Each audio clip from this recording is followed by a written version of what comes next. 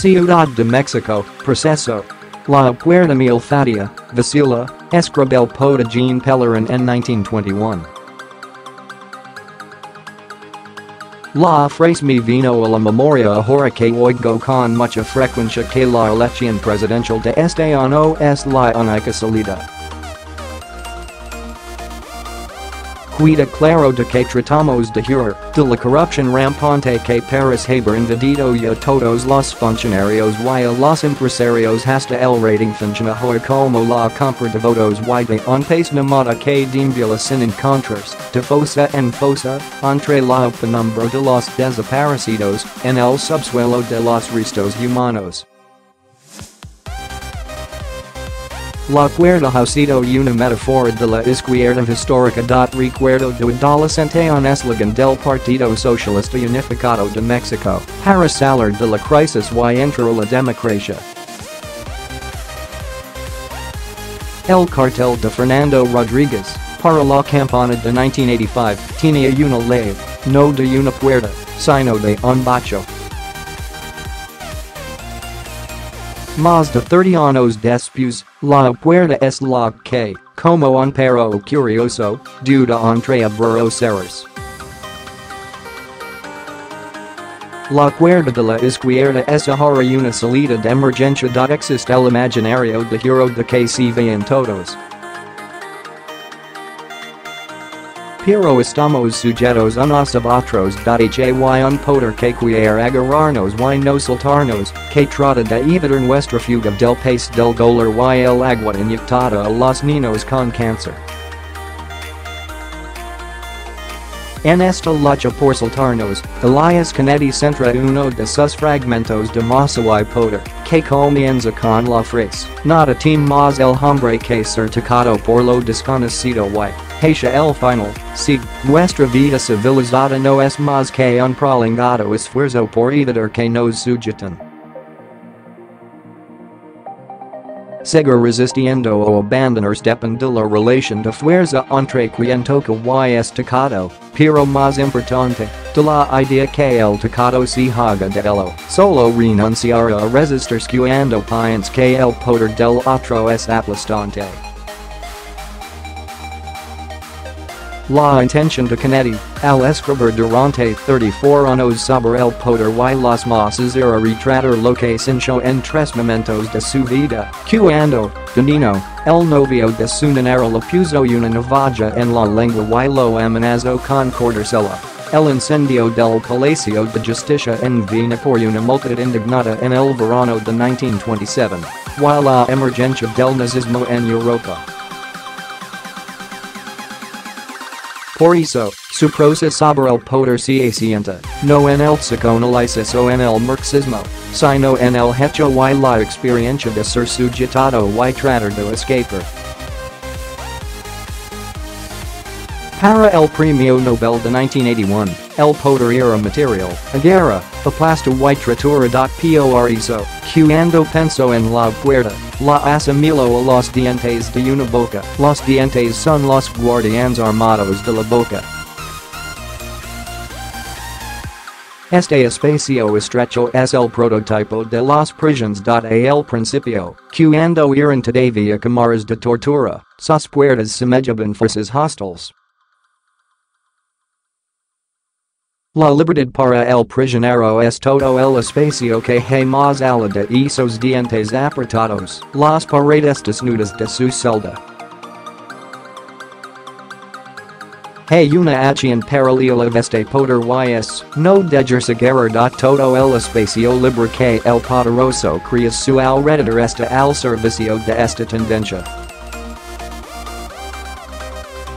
El poderoso goza de la más nítida de las distancias, si dificulta el acceso a su persona. Cada puerta está estrictamente vigilada y el que puede agarrar a quien quiera, este donde esté, no puede, desde su lejanía segura, ser agarrado. Pero toda puerta encarna una doble posibilidad, el poder puede cerrarla pero la mente puede abrirla. La puerta es doble.Lo que más allá de lo intimo y privado es imaginario, como el camino que se transitará, el clima que nos decara, el anhelado puerto de llegada. Todo lo conocido y delimitado está dentro de lo que nos parece ilimitado permanece fuera. Es por eso que el umbral tiene, entre nuestros antepasados, un carácter sagrado. Ante el uno se dedican y es algún tipo de gesto para cubrirse los católicos se persignan, los toreros hacen una cruz en la arena con el pie y encarar lo que todavía no se conoce. El origen de la palabra testigo está imbricado con los testículos, son los que permanecen, gemelos, of ambos lados de un umbral, presenciando lo que sucede cuando se cruza la puerta.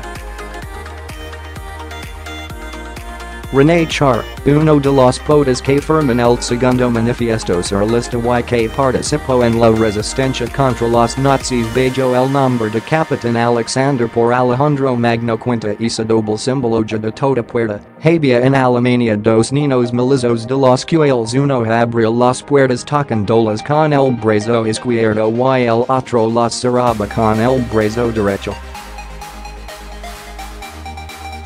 El porque el izquierdo es quien abre la puerta es debido a que se plantea las fugas, el camino hacia adelante solo basado en una encenación de lo que puede llegar a ser.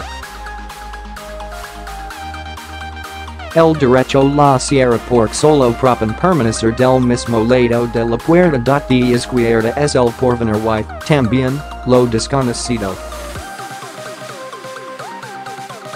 De derecha es el miedo y la resignación. Esta semana se hizo diáfana esta diferencia entre la izquierda que abre y la derecha que cierra, con esa idea de que existe un voto útil para que no gane la presidencia López Obrador. No hay nada después de la puerta cerrada, salvo la vida privada de las familias, la economía del hogar, las rutinas domésticas. Pero, si se traspasa el umbral de la puerta se puede caminar del otro lado, lo público.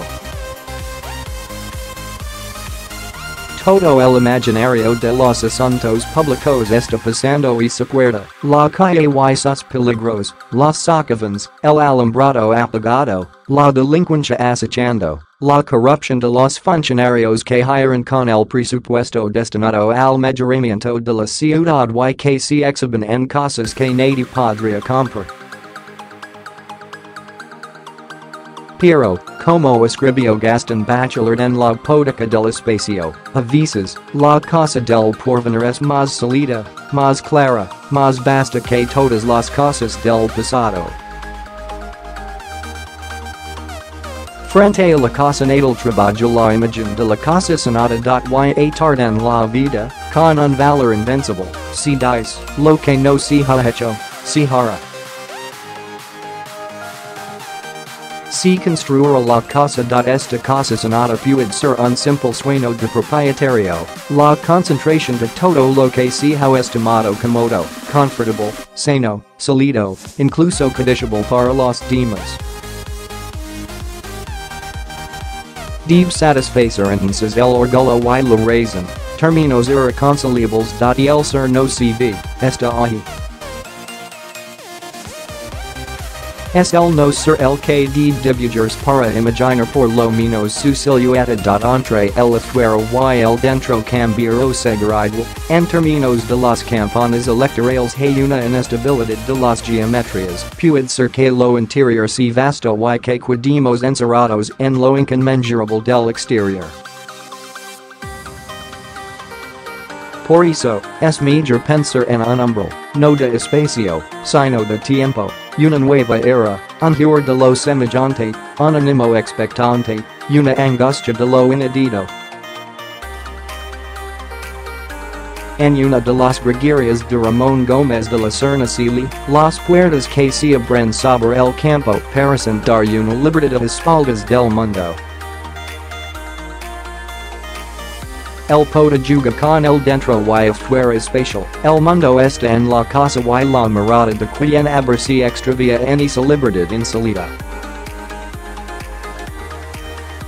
De igual forma, Rainer Maria Rilke, en los cuadernos de Montlaurets Brigi, exclama, oh, nos sin objetos.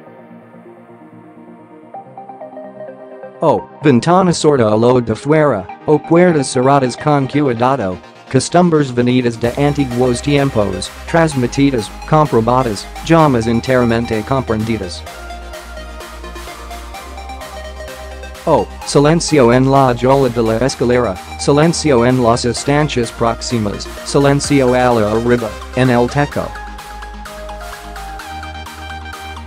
Oh, madre, oh, tú, Anika, que te has puesto ante todo este silencio, en los tiempos en que yo era niño.